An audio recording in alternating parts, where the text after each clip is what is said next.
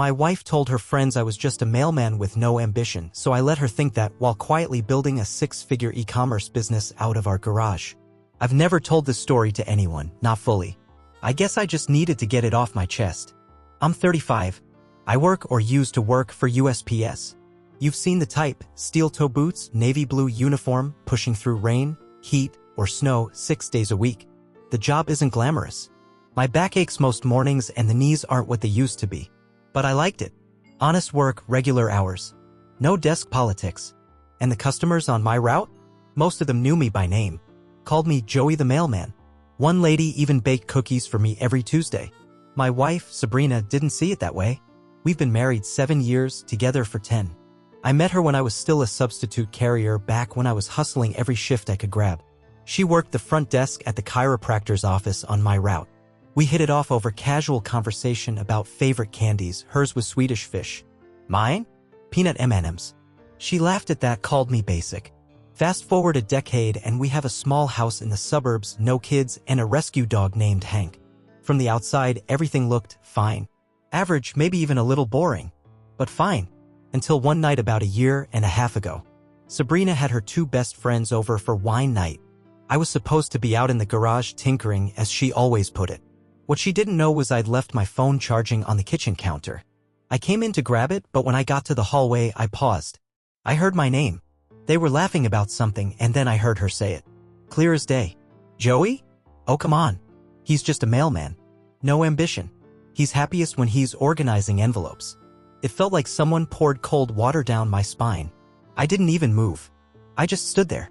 I wasn't angry, not yet. Mostly I felt small. Like she'd shrunk me down in front of the 2 people who mattered most to her outside of me. And for what? A joke?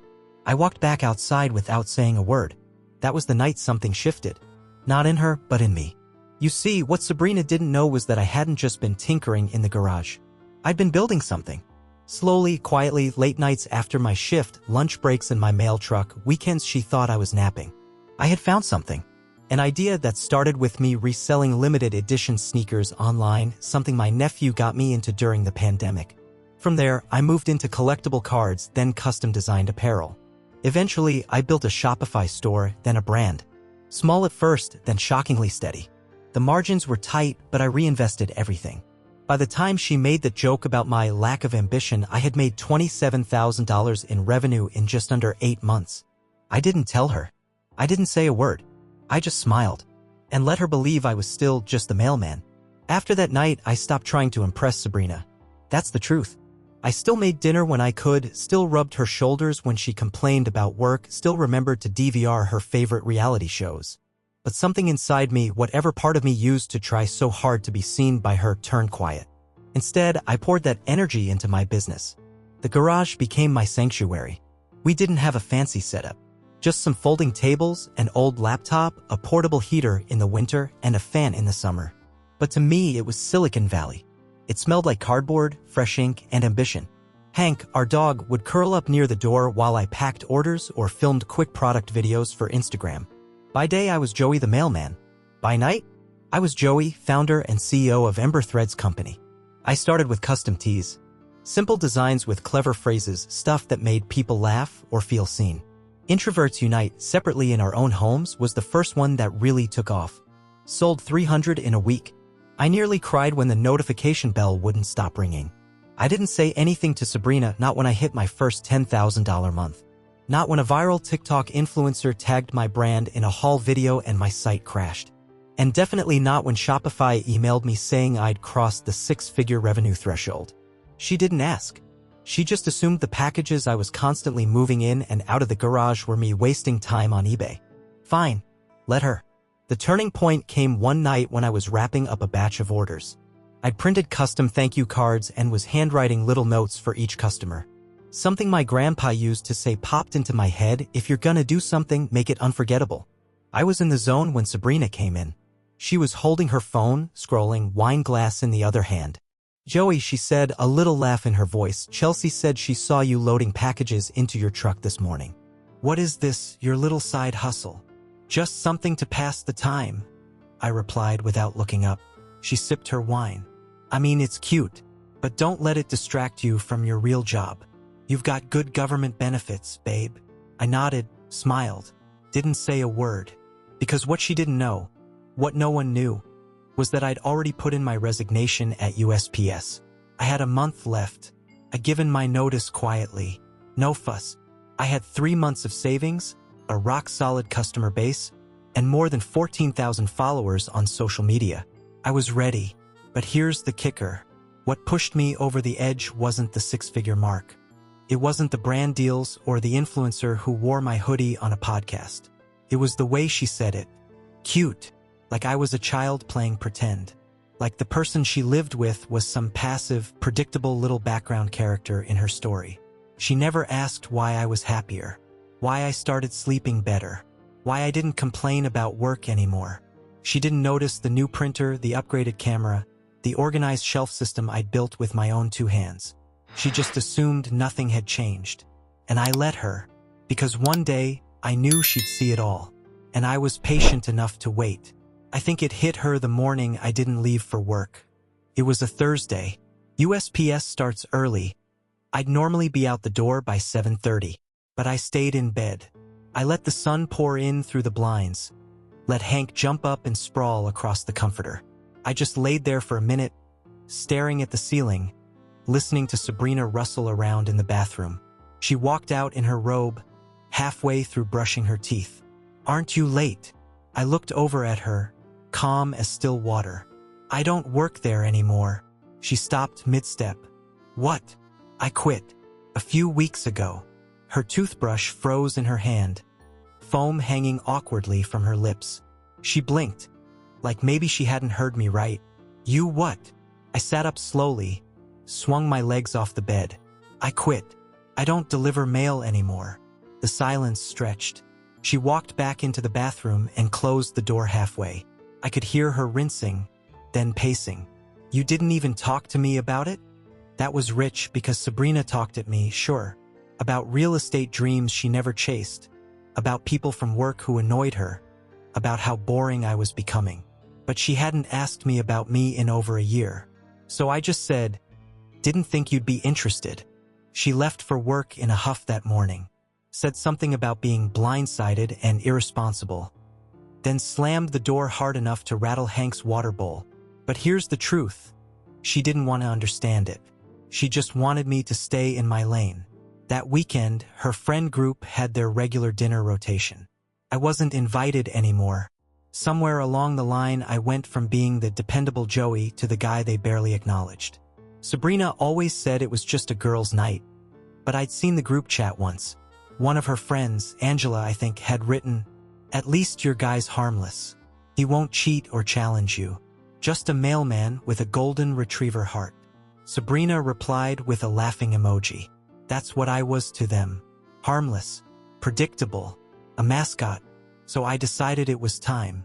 That night, while she was out laughing with people who didn't know half of who I really was, I cleaned up the garage. I brought out a big whiteboard I'd been saving. I wrote every goal I'd hit so far, revenue milestones, customer testimonials, press features, even the podcast episode where my brand was featured by name. Then I pulled my laptop to the center table and hooked it up to the flat-screen TV in the living room. By the time she walked in, tipsy and still scrolling her phone, I had everything set up. "What's this?" she asked, dropping her purse with a thud. "Presentation," I said. "Thought I'd show you what your harmless husband's been working on." She rolled her eyes.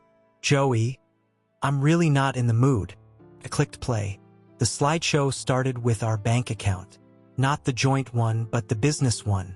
My name only. The balance, $104,682.13. She stopped walking. Next slide. Monthly revenue growth over the past 12 months. Starting with $143 and ending with $21,047. Bar graph. Clean. Beautiful. She blinked. "Wait. What is this?" "Ember Threads Company. My brand." I showed her customer reviews, videos of influencers, Shopify dashboards, the morning CNBC emailed asking for an interview, the TikTok that hit 1.2 million views. It wasn't revenge. It wasn't pettiness. It was clarity. She sat down slowly, not saying anything. "You made all this?" she asked finally. "Every bit. In the garage. While you were telling your friends I had no ambition." The room was quiet. The slideshow ended. I picked up the remote and turned off the screen. "I let you believe I was small," I said, "because I needed the space to become something bigger." She didn't laugh. She didn't even move. And that silence? It was the loudest I'd ever heard her be. Sabrina didn't clap. She didn't say, "I'm proud of you," or "I had no idea." She just sat there on the edge of the couch, staring at the blank TV screen like it might explain things better than I just had. "You should have told me," she muttered, voice low. I raised an eyebrow. "You ever ask?" She looked away. "You made me look stupid." That hit me sideways. "I didn't make you say those things to your friends, Sabrina. You decided I wasn't worth seeing. I just stopped correcting you." And that's when it started unraveling. She stood up, crossed her arms, and started pacing like I was the one who had blindsided her. "So what, now you're some big-shot entrepreneur and I'm supposed to grovel?" "No one's asking you to grovel." "Then what do you want?" I paused before answering. "I want to know if you actually see me. Not the mailman. Not the guy who walks Hank and fixes the sink and picks up your dry cleaning. Me. The man you married. Because I've been here the whole time." Silence. "You ever watch someone realize they lost a race they didn't even know they were in?" She started nitpicking, grasping at straws. "So you've been keeping secrets. So you have money stashed away I didn't know about. So now you think you're better than me because you made some t-shirts?" I let her rant. Every word she threw sounded less like anger and more like panic. Panic that the version of me she'd boxed up and shelved wasn't real anymore. I told her I'd set up the business legally, filed the LLC, kept receipts, paid taxes. I wasn't reckless, I was building. I told her I had no plans to hide the money or run off or pull some dramatic exit. But I also wasn't going to keep pretending I was someone I wasn't just to fit her narrative. And then I dropped the final piece. "I got a warehouse lease. Just signed it. Small space. I move in next month." She blinked. "A warehouse. Orders are growing. I'm hiring 2 part-timers. Can't run it from the garage anymore." Her face twisted. "So you're really leaving the post office?" "I already left, Sabrina." I could see it all shifting behind her eyes. The cracks forming. Her realizing that not only had I grown without her, but that I didn't need her validation anymore. That night, we didn't speak much. She went to bed early. I stayed up with Hank in the living room, watching late-night infomercials with the volume low, the glow of the screen flickering across a life I had quietly rebuilt. I thought about how hard I'd worked, how little credit I'd expected, and how fine I was without it. A week later, she posted a photo on Instagram. A filtered pic of our living room and this caption. "So proud of my husband chasing his dreams. From mailman to CEO, red heart, #power couple, #entrepreneurship, #emberthreads." She tagged me. I didn't like the post. I didn't comment either, because the applause didn't matter anymore. I wasn't waiting for her to clap. After that post, things got strange. For the first time in years, Sabrina started paying attention. Not to me exactly, but to the image of me. She suddenly wanted to take more candid photos of me working.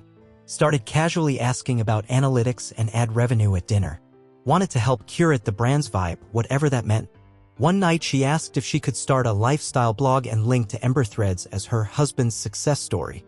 "You could be the next viral power couple," she said, twirling her wine glass like a prop. "People love that stuff." I didn't say no, but I didn't say yes either. Because here's the thing, success didn't change her. It just threatened the story she'd written in her head, where I was the side character, the background guy who quietly supported her ambitions that never quite took off. I wasn't trying to rub anything in her face. But I also wasn't going to shrink again to make her feel comfortable. I moved my inventory into the leased space 2 weeks later. Just a small, concrete box with shelves and a shipping station. But it felt like mine. Like a clean break from the version of Joey she'd been telling her friends about for years. One afternoon, I caught her giving a tour to her cousin who was visiting from out of state. I stayed upstairs while they talked in the living room. I could hear her voice carry just enough to catch bits and pieces. "Well, you know Joey's doing his little entrepreneur thing now. He's doing really well, actually. Got a lease and everything." Her tone made it sound like I was running a lemonade stand, not a company doing consistent 5-figure months. "He's lucky, really," she added. "I mean, he had me supporting the bills all those years so he could afford to take the risk." I had to laugh. I sat on the stairs and just let myself laugh for the first time in a long time. Because the truth was, I paid 70% of everything. The mortgage, groceries, dog vet bills, even the last trip she posted about surprising me with. I had the receipts. I just never flaunted it. Never needed to. But now that I wasn't easy to belittle, she needed to rewrite history to stay comfortable with her role in the story. Let her, I thought. Because while she was busy curating optics, I was busy scaling reality. I hired my first part-time employee the following month, a sharp 22-year-old named Marcus who had been running his own sneaker blog and wanted to learn more about e-commerce. We hit the ground running. Social media campaigns, collabs, pop-up event planning. One afternoon, Sabrina showed up at the warehouse unannounced. She looked around like she'd never really believed it was real. Touched the inventory racks, stared at the packaging station. Watched Marcus print shipping labels while I prepped a new sample set for a product shoot. "It's more than I thought," she said softly. I smiled. It always was. "Maybe I could do something with you. Like branding. Or product names." She was trying. I'll give her that. But something had changed in me. I didn't say yes. I didn't say no. I just said, let me think about it. Because at this point, I was building a future that didn't depend on anyone else's permission or applause. Not even hers. The night I decided to leave, there wasn't a big fight. No shouting match. No dramatic realization. It was quieter than that. Colder, even. It was a Wednesday. I had just finished packaging 114 orders in one night. The brand had hit $250,000 in lifetime revenue, and Shopify sent me one of those little milestone plaques they mail out. Marcus brought donuts to celebrate. My inbox had a sponsorship offer from a well-known outdoor lifestyle brand, our biggest potential deal yet. And when I walked through the front door of our house, there was nothing. Not a "how was your day?" Not a "congrats." Not even a glance up from her phone. She was sitting on the couch, legs tucked under a blanket, scrolling Instagram. I stood there for a beat, then another. "Big day," I said, just to see. She hummed. "Ma'am." That was it. I looked at her, the woman I used to adore. The one I once imagined having kids with. The same woman who used to slide Swedish fish into my lunchboxes back when we still believed in each other. And I realized we were done. Maybe we had been for a while. It didn't hurt the way I thought it would. It just felt necessary. I didn't leave that night. I took a week. Quietly got my legal ducks in a row. Transferred my name off the joint account, left her with exactly what she put in. Nothing more, nothing less. Secured a short-term lease on a loft not far from the warehouse. Booked movers. Scheduled everything for a Saturday when I knew she'd be out for brunch. No dramatic confrontation. No slammed doors. Just an empty hallway, one last look at a space that never really felt like mine, and then gone. I left a note. "Sabrina, I spent a long time trying to become the man you said you wanted. Then a longer time realizing I already was, just not the version you recognized. I'm not mad. Just done trying to be small enough to fit in your world. Best of luck, Joey." The fallout came fast. Missed calls. Long text messages. Her sister called me names I hadn't heard since middle school.